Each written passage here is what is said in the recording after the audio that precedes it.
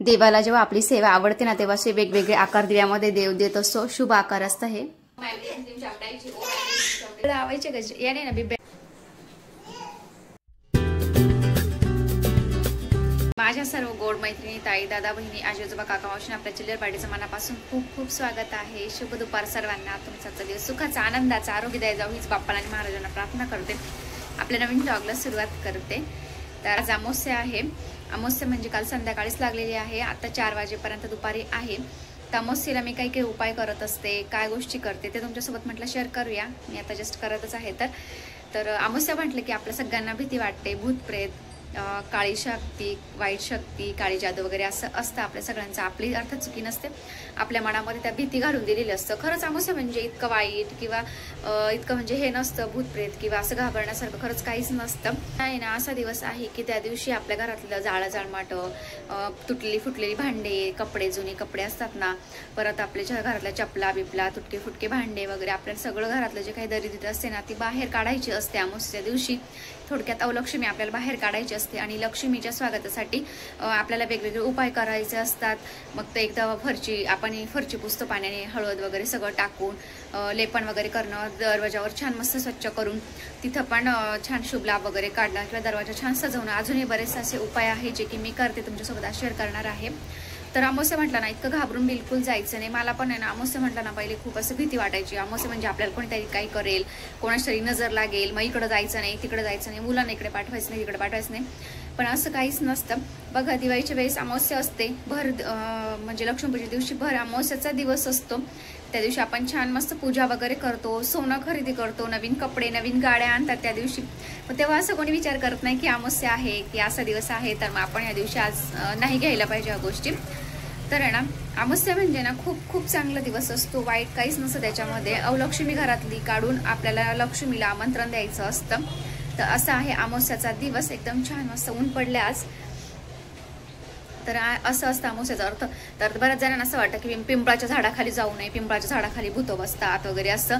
तर थोडक्यात जी मला माहिती आहे, मी तर खूप लहान आहे सगळ्यांपेक्षा, म्हणजे मावशी वगैरे, आजी, आपल्या सगळ्या युट्यूब फॅमिली बरेचसे माझ्यापेक्षा मोठे असेल. माझा अनुभव थोडासा आहे, थोडाफार तो तुमच्यासोबत मी शेअर करते.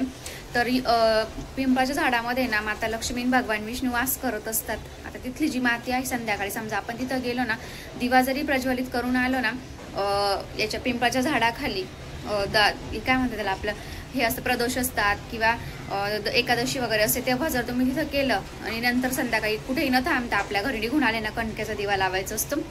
तर आपल्याबरोबर म्हणजे आपण येतो तेव्हा आपल्याबरोबर घरामध्ये लक्ष्मी सुद्धा आपल्या घरात प्रवेश करत असते असं म्हणतात. आणि खूप जणांचं ऐकलेलं आहे मी. आपल्या केंद्रामध्ये तर आहेच, पण असे जे मोठे मोठे थोर पुरुष आहेत त्यांचं मी बऱ्याच जणांचं ते ऐकलं आहे पिंपळाच्या झाडाचं.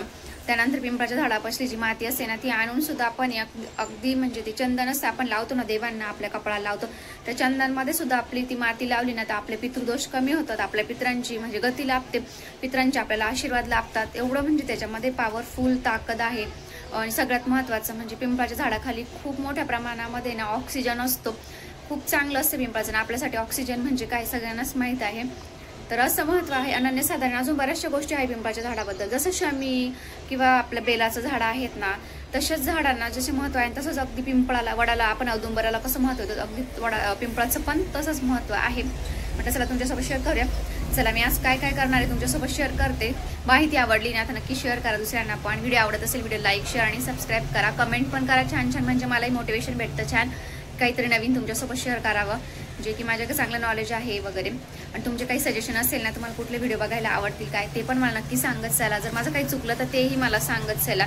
जे चुकेल ते माझं, जे नाही चुकणार ते बाप्पा आणि स्वामींनी दिलेली बुद्धी असं समजते मी. तर फरचीमध्ये ना आपण हळद, मीठ, गोमित्र टाकतच असतो, पण ही एक वस्तू नक्की ऍड करा, ते म्हणजे लिंबू. तर आपल्याला लिंबू पण टाकत जायचं इथून पुढे. तर मी लिंबू पण टाकते, त्याने निगेटिव्ह एनर्जी, जीवजंतू जे असतात ना फरचीवर, आता पावसाळा आहे ना ते दिसत नाही आपल्या डोळ्यांना, आणि लिंबू सगळ्यात म्हणजे निगेटिव्ह एनर्जीवर खूप छान काम करतं. तर नक्की टाकत जा फरची पुसताना. इथे झाडू धुते मी. दुसरी टिप म्हणजे झाडू, दुसरा उपाय हा.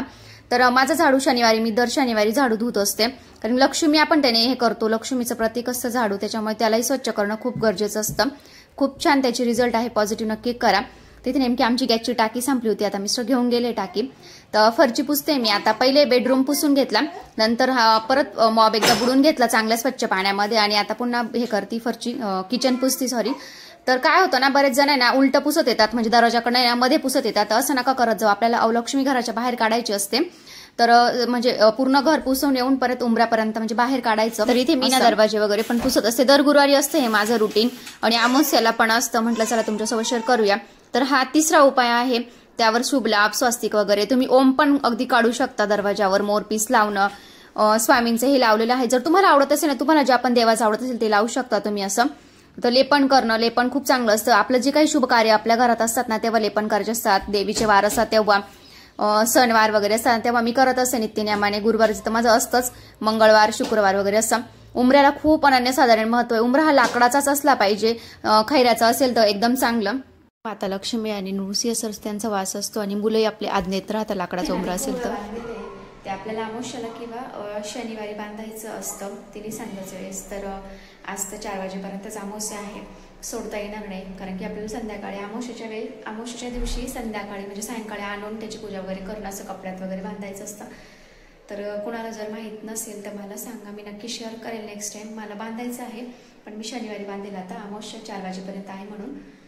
इकडे मी लिंबू बांधलेला आहे, त्याला बिबा आहे आणि 7 मिरच्या. ते बरंच खराब झालंय, मी आता ते काढते आणि नवीन लावते इथे. तर याने ना आपलं रक्षण होत असतं.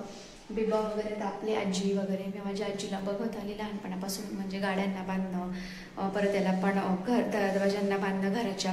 आणि आमच्याकडे आहे ना त्या मावशी येतात, अमावस्या मागायला येतात. तुमच्याकडे येतात की नाही मला नक्की कमेंट्स करून सांगा. तर आमच्याकडे येतात. मग आम्ही पीठ, मीठ, मोहरी, तेल, कांदे, हिरव्या मिरच्या असं घरातलं सगळं साहित्य त्यांना देत असतो. तर मी त्यांना विचारलं, मावशी असं का बरं नाही का, आज नाही आल्या त्या नेमक्या. तर त्या विचारत होत्या मला, म्हणजे बरंच त्यांचं वय आहे, आजीच आहे त्या. तर त्या मला म्हणे, बाई आता देवाने आपल्याला दिलं आहे ते आहे की ते मागूनच खावं लागतं वगैरे असं. तर मी त्यांच्याकडनंच घेतलं होतं मागच्या वेळेस, त्यांनी मला दिलं होतं 5 रुपयाचं. तर आज आल्या नाही त्या, मग मी हे सोडते आणि पुन्हा नवीन बांधते. आता इथे चला बाहेरच इकडे ठेवणार आहे मी, उद्या मग कचऱ्याच्या गाडीमध्ये टाकून देईल, इथंच बाहेर ठेवते. चला मी आता आहे ना हे ओलंय बांधून देते.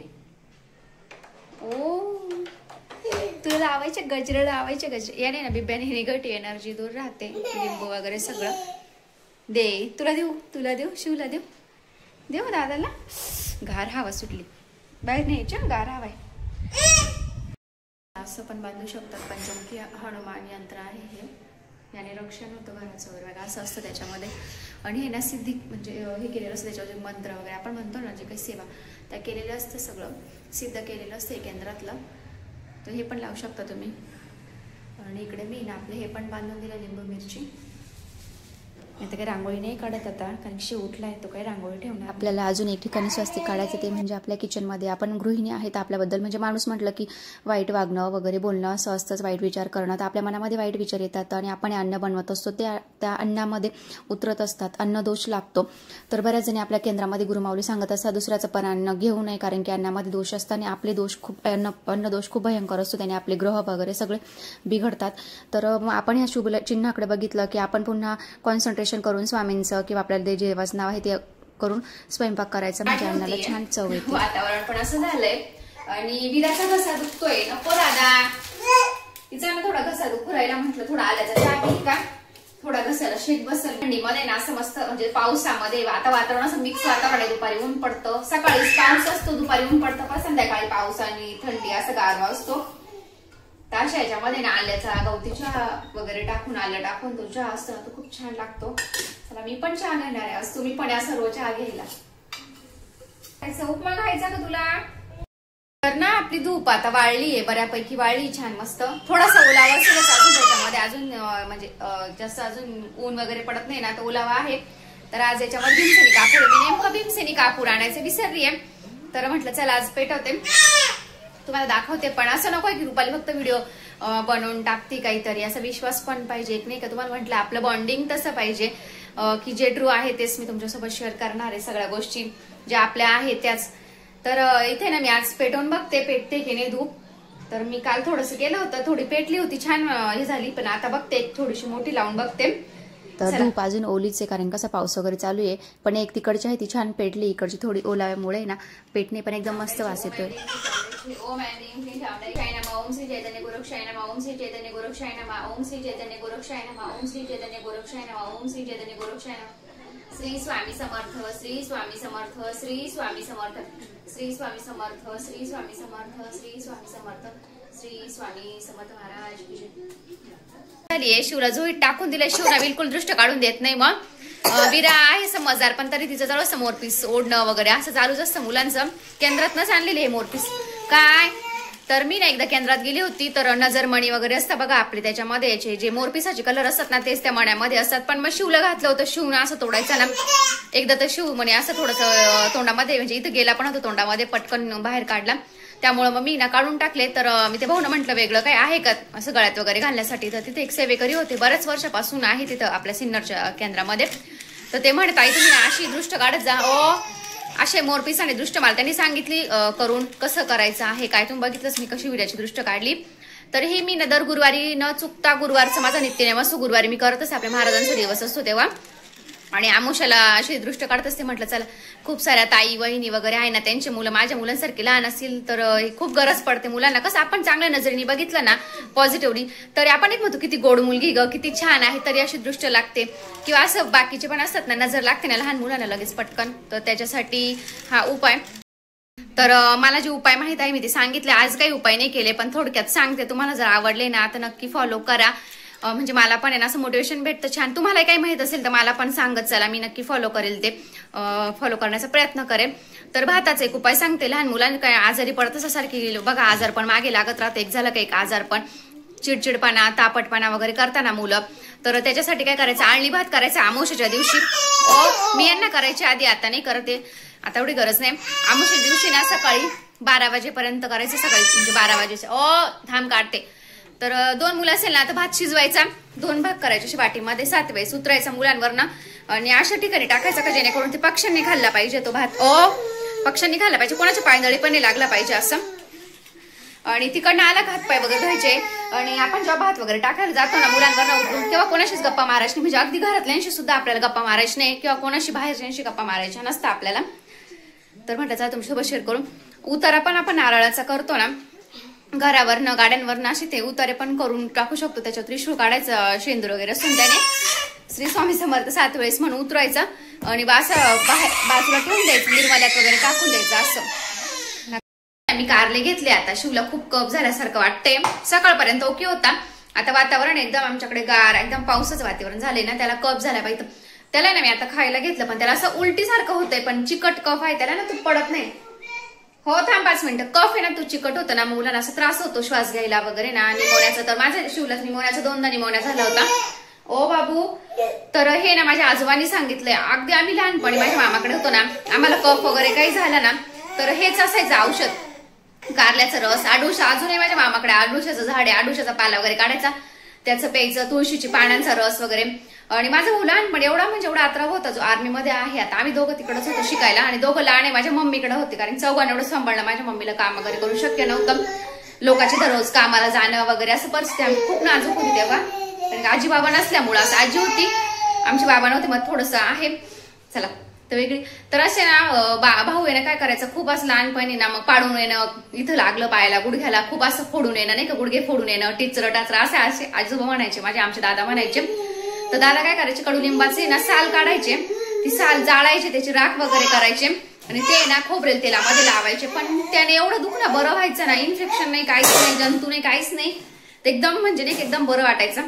तर चला शिवला मी आता 5 कारल्याच्या रसाने. जंतू तर मरतातच मुलांच्या पोटांमधले, देत जा 15 दिवसातून एकदा, जेणेकरून जंतू होणारच नाही पोटामध्ये. आता एवढंच माझ्याकडनं नसते मुलांसाठी, म्हणजे आणले कारले मी 2-3 वेळेस आणले, पण मुलं एवढे नाटकं करतात, कडूच असतं ते. पण मग कारल्याचा रस खूप चांगला शरीरासाठी, जेवढं कडू आहे ना तेवढे त्याचे गुण खूप म्हणजे खूप गुणकारी आहे. चला मी आता शिवला देते, म्हणजे जेणेकरून तो कफ आहे ना छातीतला सगळा पडून जाईल बाहेर उलटी करून. एक तर उलटी होते, नाही तर लूज मोशन होतात. तर घरामध्ये कटकट वगैरे, सतत क्लेश असेल, प्रेम नसेल, एकमेकांमध्ये तोंड टाकणं वगैरे असं असेल ना, चिडचिड कटकट, तर हा उपाय करून बघा. खूप प्रभावशाली उपाय आहे, केंद्रामधला उच्च कोटीचा उपाय. इथे ना आपल्याला एक नारळ घ्यायचा अमावस्येच्या दिवशी, त्याच्यावर तूप टाकायचं, आपलं साजूक तूप असतं ना गाईचं शुद्ध, ते त्यावर भीमसेनी कापूर टाकायचं. माझ्याकडे भीमसेनी नव्हता, मी आता साधाच घेतलाय सध्या पुरता. आणि पौर्णिमेला आपल्या नारळ बदलायचं असतात, आणि श्री स्वामी समर्थ कंटिन्युअसली म्हणायचं असतं. तर तुम्ही हे आमोशाला चालू करून पौर्णिमेपर्यंत नारळ चेंज करायचं. खराब झालं तर नारळ निर्मल्यात टाकून द्यायचं. चांगलं असेल तर त्याचा गोड पदार्थ बनवून आपल्या घरात त्यांनीच खायचं असतं. जेव्हा फरक वाटेल तेव्हा बंद केला तरी चालतो. कर्पूर होमचं असं आहे. तर बाजरीची भाकरी करणार आहे आज छान. भात पण लावून दिले एक साईडला ना डाळ पण शिजवून ठेवली मी. उडदाची डाळ करणार आहे छान. बाजरीची भाकर आणि उडदाची डाळ छान लागते. तर असं कणिक भिजवून ठेवलं मी जास्त. जेवढं पीठ आपल्याला मळता येईल ना तेवढं जास्त मळून घ्यायचंय. माझी मम्मी म्हणत असते जेवढं पीठ आपण छान मळतो ना तेवढी बाजरीची भाकर ना एकदम छान येते, तुटत नाही वगैरे. आणि पीठ जास्त चिकन नाही दळून आणायचं गिरणीमधनं, असं थोडंसं आणायचं. चिकन असं ना भाकर व्यवस्थित थापता येत नाही. तर मी छोट्या छोट्याच करते मस्त.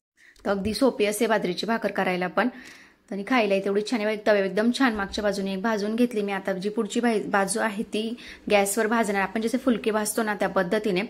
तोपर्यंत आता ही भाकर जी आहे ना आता तव्यावर टाकलेली तुम्ही पलटत नाही तोपर्यंत ती भाकर तशीच ठेवणार आहे. असं पाणी वगैरे लावून घ्यायचं छान.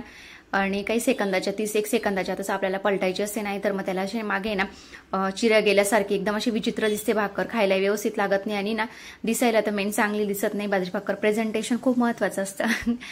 तर चला आता मी तिकडची भाकर भाजून घेते गॅसवर. एकदम चुलीवर जसा पापड येतो ना तशीच येते एकदम छान. फुलकं जसं भाजतो ना आपण तशीच आपल्याला भाजायची असते. इकडची अगदी गॅसवर सुद्धा एकदम छान बाजरीच्या भाकरी करता येतात मस्त. एक मी तुम्हाला डायरेक्ट तव्यावर भाजून टाकते म्हणजे दोन्ही साईड तव्यावर आपल्याला भाजायचे असते. एकदम छान होतात. फक्त गॅस आहे ना फुल करायचं आहे आपल्याला. तेवढं कळलं ना की एकदम छान बाजरीच्या भाकरी होतात. नाही तर भाकर बिघडते. एकदम मस्त चुलीवर तशी गॅसवर सुद्धा करू शकतो. पण चुलीवरची ती चव चुलीवरचीच असते असं. पण छान लागतं ते आपण भाकरी मस्त एकदम छान. चुलीवर असेच आपण आहारावर भाजतो ना असेच पापड येतात मस्त असे. आम्हाला खूप आवडायचे. मी लहानपणी ना हेच खायचं जास्त. बाजरीची म्हणजे भाकरीपेक्षा वरचा जो पापडा वगैरे असतो वरचा जो असतो ना भाग तोच खायचा मी. तर इथे मी ना मसाला तयार करून घेते. मला असं वाटतं फ्रीज घेऊन टाकावं. आता 3.5 वर्षापासून आम्ही ऍडजस्ट केलंय. मी यांना तेच म्हणत होती माझं गप्पा मारायचं काम चालू त्यांच्याशी की आपण एखादं फ्रीज तरी घेऊया. तर इथे मी ना जिरेची फोडणी दिली.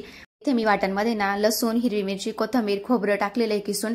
एकदम छान लागते करून बघा. कढीपत्ता टाकल्यावरती असं छान फ्राय झालं की त्याच्यानंतर आपली डाळ टाकायची. डाळीमध्ये मी ना थोडीशी हरभऱ्याची डाळ टाकलेली अगदी थोडीशी. एकदम छान चव लागते. तुम्ही नक्की करून बघा. आणि मस्त छान शिजवून द्यायची आहे. तर एकदम छान टेस्टी लागते खरंच. एकदम छान झाली डाळ. म्हणजे अगदी माझ्या मुलांनी सुद्धा खाल्ली ना एकदम. आणि थंडीमध्ये कसं यायचंय ना घसा वगैरे दुखत असेल ना तर खूप छान असे सर्दीवर एकदम भारी उपाय आहे हा. करतोय पा कशा अभ्यास करायच्या. कशा अभ्यास करतो दादा. बापरे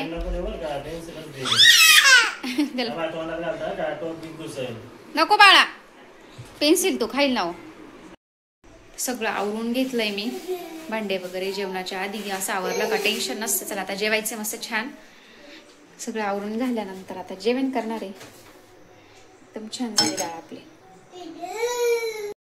इथे मी ना आता कढा बनवतीये. पाणी ठेवलंय उकळण्यासाठी.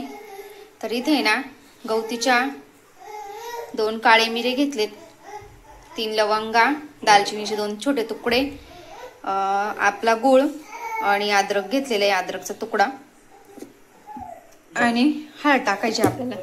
पाणी उकळत ठेवलं. जेवढं करायचं त्याच्या 3 पट आपल्याला पाणी घ्यायचं. असं म्हणजे 1 कप जर आपल्याला कढा लागत असेल रेडी तर 3 कप ठेवायचं. 1 ग्लास लागत असेल तर 3 ग्लास असतं त्याचं प्रमाण असतं. ते सगळं साहित्य मी घेतलंय त्याच्यासाठी. आटलाय आता डायरेक्ट 1 कप झालाय. चला मी देते आता रेडी. कलर बघा, कलर पण चेंज झालाय त्याचा. वाफ येते त्याची. कलर पण चेंज झालाय. कोमट कोमट प्यायचा मस्त छान. घसा शिकला की चांगलं वाटतं. शिवला पण कढा प्यायचा. शिव असा असा करतोय. नवीन शिकलाय तो आता. असं डोक्याला ताण आलं त्याला. काही दिलं नाही काही केलं का तुला की असं करतो. ते करू राहिलं तेव्हा हाय करा बाय करा.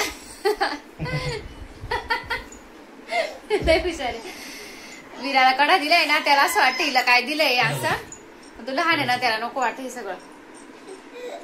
त्याला मग काढलं सरस दिलं एकदम ओके झालाय. तो आता कफ पडलाय मस्त. वॉमिटिंग वगैरे झालं आणि त्याला आता बरं वाटतंय. चला त्याच्या ब्लॉगचा इथेच एंड करते.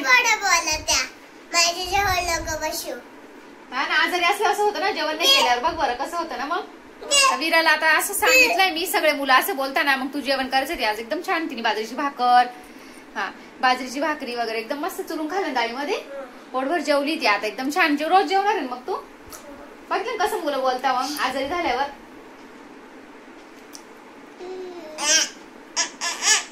तर तिची मैत्रीण आज बोलली तिला सगळेच बोलता असं. चला आजच्या ब्लॉगचा इथेच एंड करते. आजचा व्हिडिओ कसा वाटला नक्की कमेंट्स करून सांगा. व्हिडिओ आवडला ना व्हिडिओ लाईक शेअर आणि सबस्क्राईब करा. पुन्हा व्हिडिओ होते छोडून तोपर्यंत सर्वांना बाय बाय. शुभरात्री. शुभरात्री बोल बाळा. शुभरात्री. आता पितो ना मी. बरं पी.